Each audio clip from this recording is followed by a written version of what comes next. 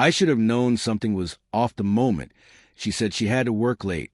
Her voice sounded casual over the phone, a little too casual, as if she were rehearsing the words.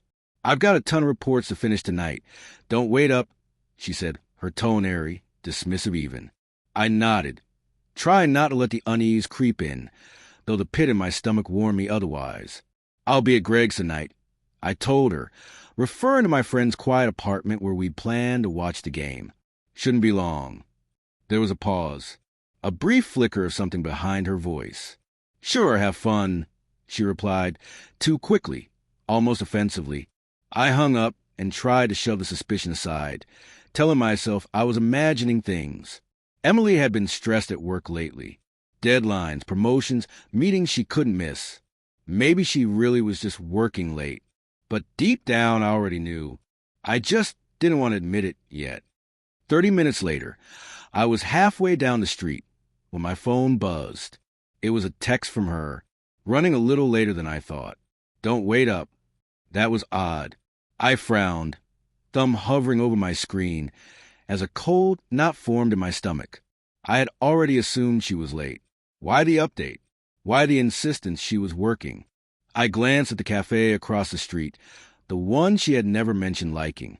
There, through the window, I saw her, not at her office desk, not with her laptop, but laughing, at a table with a man whose face was already too familiar.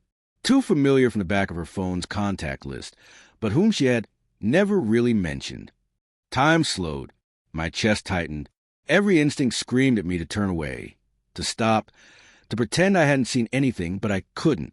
I watched as she brushed her hair back, leaned closer, and let out a soft laugh at something he said.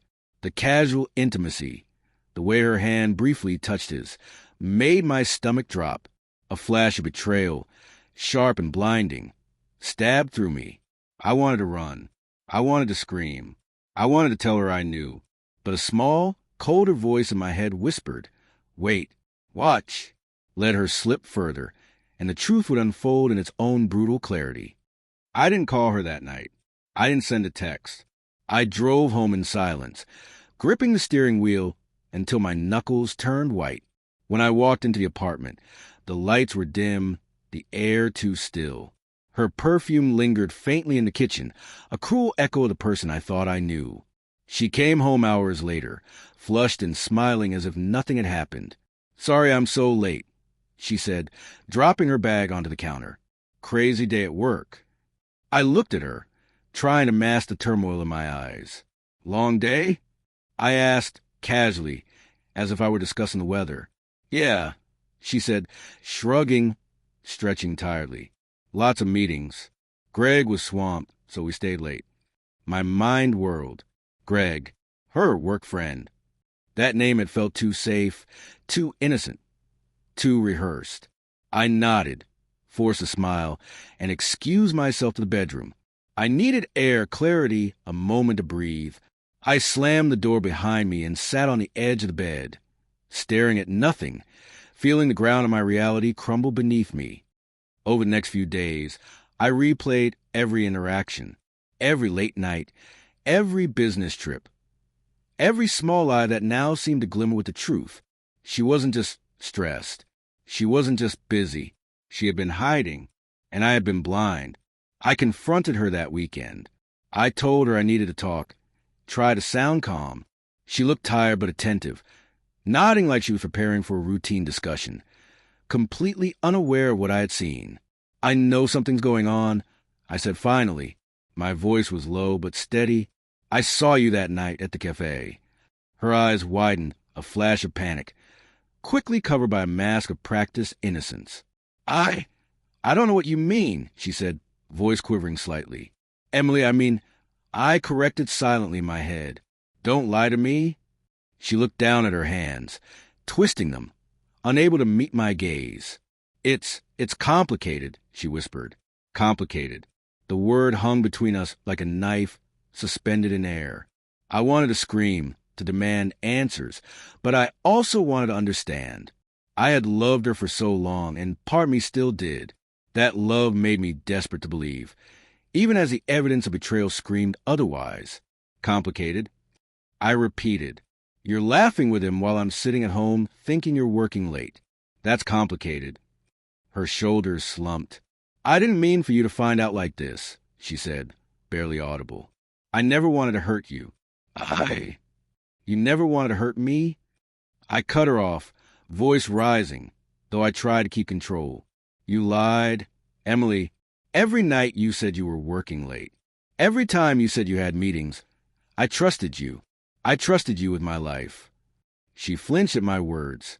I know it was wrong. I was lonely. I felt neglected. I didn't know how to tell you. Her voice cracked. I felt a twinge of pity, but it was buried beneath the raw, aching pain of betrayal. I realized then that love alone couldn't fix this. Trust was gone.